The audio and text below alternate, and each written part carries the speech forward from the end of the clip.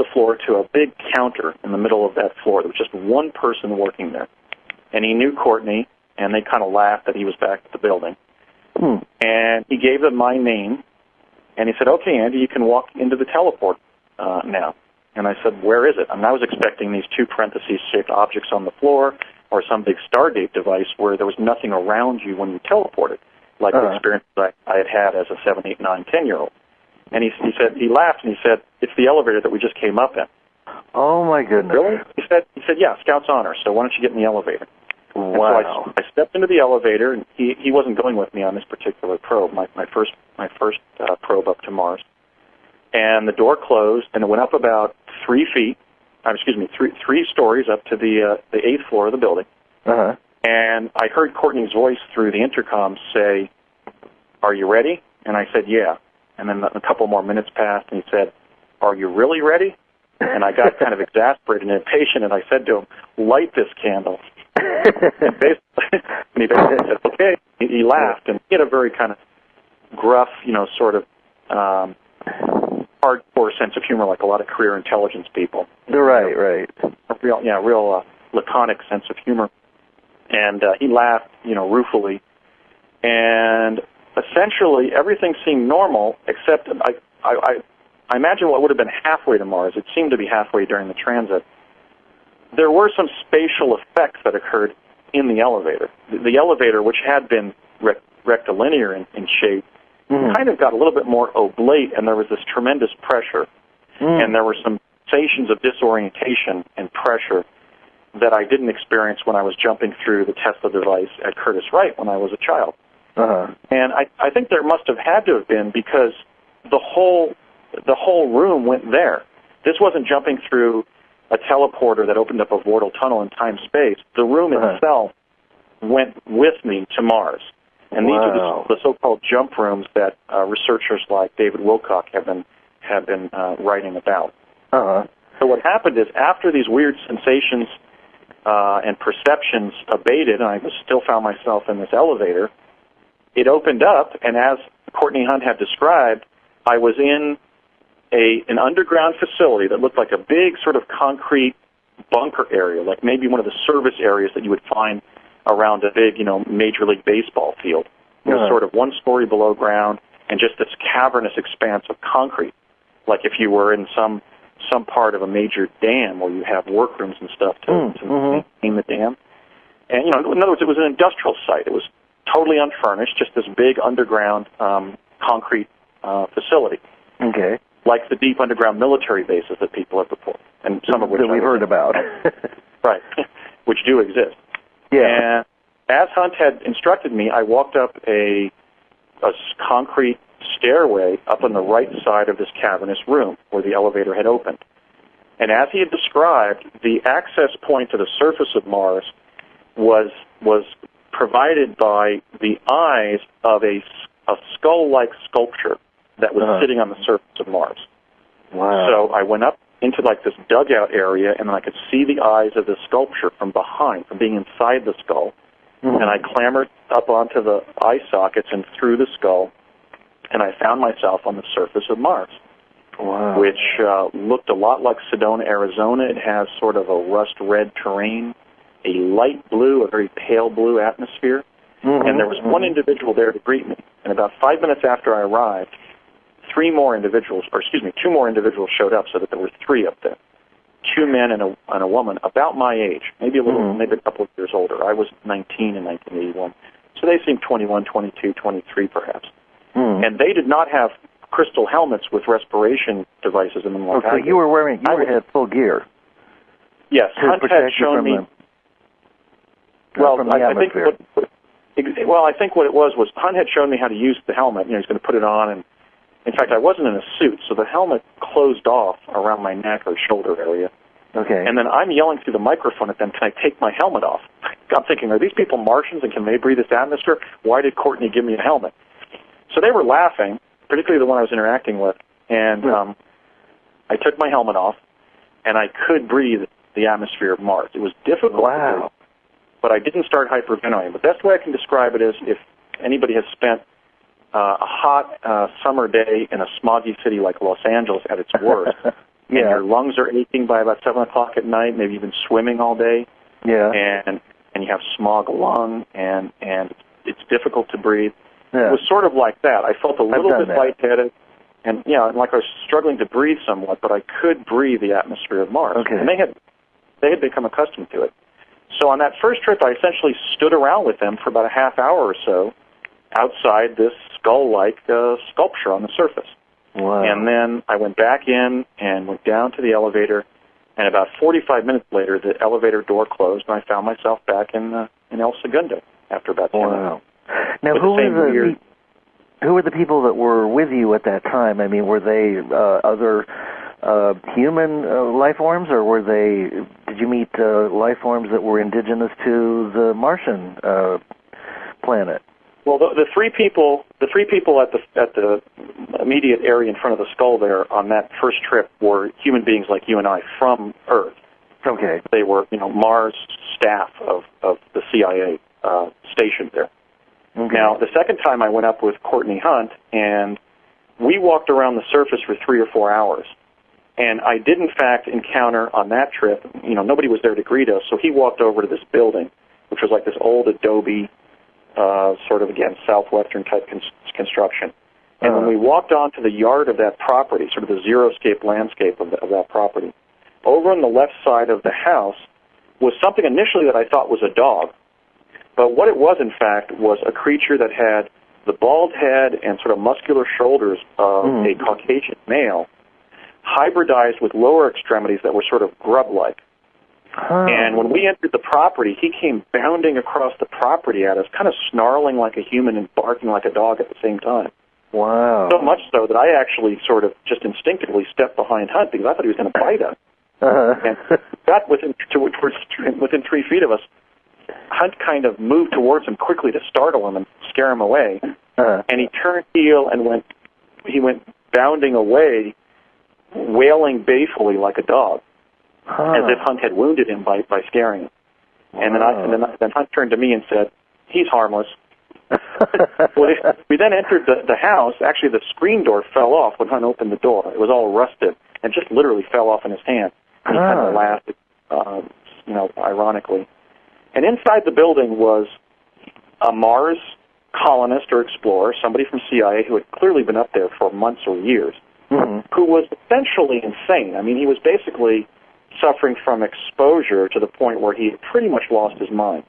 And when we entered the room, he started essentially evading Hunt all over the room. I think he thought he was going to be assassinated. He was definitely intimidated by our presence in the room. Maybe he didn't recognize us at first as U.S. personnel, and he thought perhaps we were some other life form that might take his life. But he was panicking, pretty much falling all over this one-room apartment, house, trying to evade us. And Courtney calmed him down, and he began babbling almost nonsensically about the people on the project who had been lost. For example, he described how one of the personnel had been eaten by the plesiosaurs that roam the surface of Mars. These are these reptiles that are sort of Loch Ness monster-shaped creatures that are carnivores, just like they were on Earth before they became extinct after the KT extinction event on Earth. Wow! So I had interaction with again, this was a human person who had been placed up there by the CIA, who was pretty much in a state of real psychiatric imbalance from having been up there so long, enduring the conditions and the dangers of being there.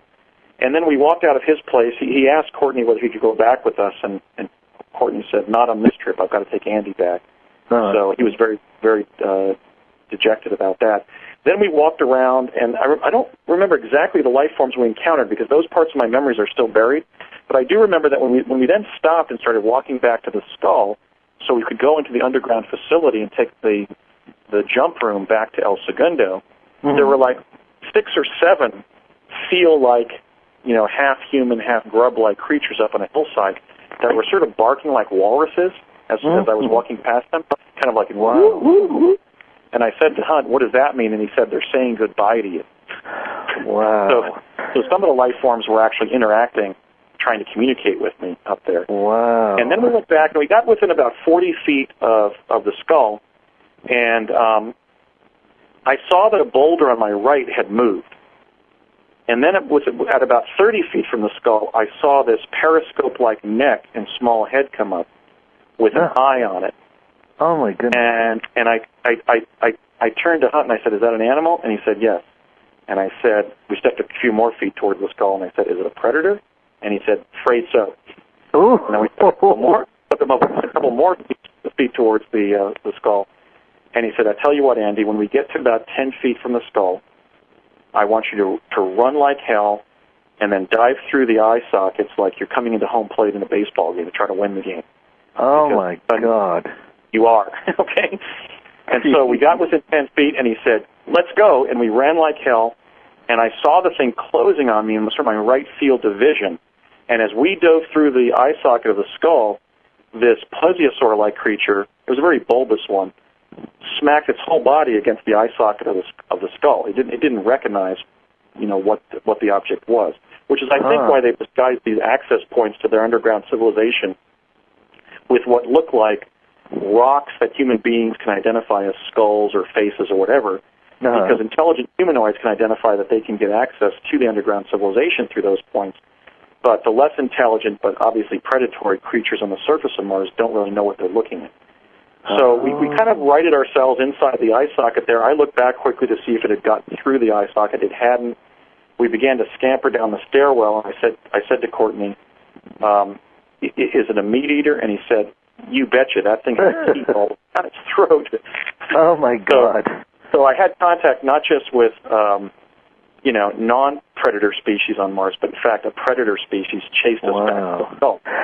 Well, now, that may have been a simulation of some kind, but I think it was actually a real risk that we it certainly sounds that way. Now, what about higher life forms or higher intelligence? Are there higher life forms that you were made aware of? Well, this comes from different sources, and not my two very brief trips up to Mars in 1981 at that. What I can confirm about Martian life, well, first I'd just like to say that my paper, The Discovery of Life on Mars, which I published last year, is the first work of science to prove that Mars is an inhabited planet. Mm-hmm. So I would urge your listeners to visit exopolitics.com and click on that paper that I published on December 12th of last year, because there's ample evidence in that paper of the humanoid creatures, the animal life forms, as well as the carved statues and built structures that humanoids have designed all over the surface of Mars. Mm-hmm. But separate and apart from that recent publication, when I was attached to Project Pegasus as a child, my dad and I went over to Curtiss-Wright again, not to teleport to Santa Fe, but they said there were some Martians over there, and they wanted to meet me. They said they were leaving after their last trip here, and they know about you, and they want to meet you. And I really couldn't get my head around what he was talking about Martians, and he finally said, "Son, they're human beings like us, but they're from Mars." Mm-hmm. So we went over to one of the hangars at Curtiss-Wright, and we went into a small meeting room with these three, essentially, gentlemen who looked very, very human. I've described them as essentially bald, ugly white guys. And the three of them looked like any combination of the four Three Stooges. Three of the four Three Stooges. Oh, interesting. They were bald. One had a small amount of hair around his balding pattern. And they were essentially completing their shop talk there with the Curtiss-Wright personnel. Wow. And then they got up and walked past me into their ship, which was this small silver teardrop-shaped ship that had been hovering by the side of the stage-like loading ramp there in that hangar when we walked in from that side. And one of them, the last one, as they walked past me, stopped and said to my dad, he said, "It was a privilege visiting your beautiful planet again, and seeing you again, Ray. Thank you for introducing us to your son, Andy."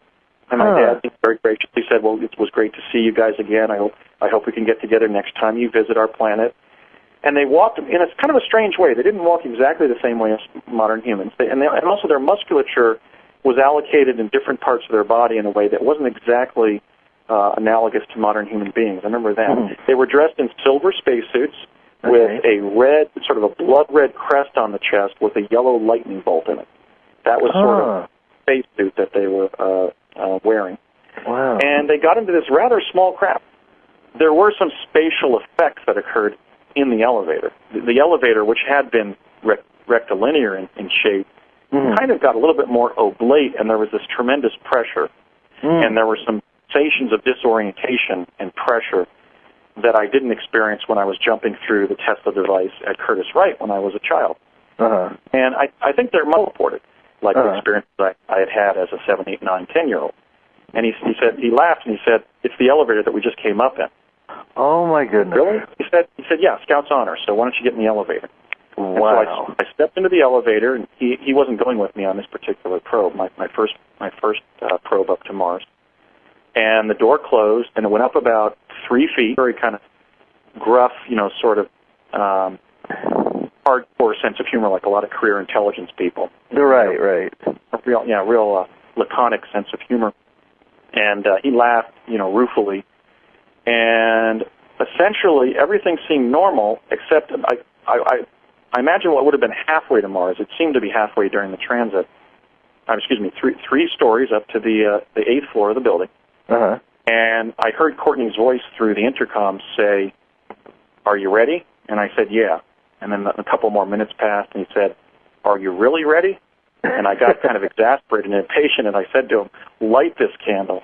And he basically said, "Okay." He laughed, and he had averted the floor to a big counter in the middle of that floor. There was just one person working there.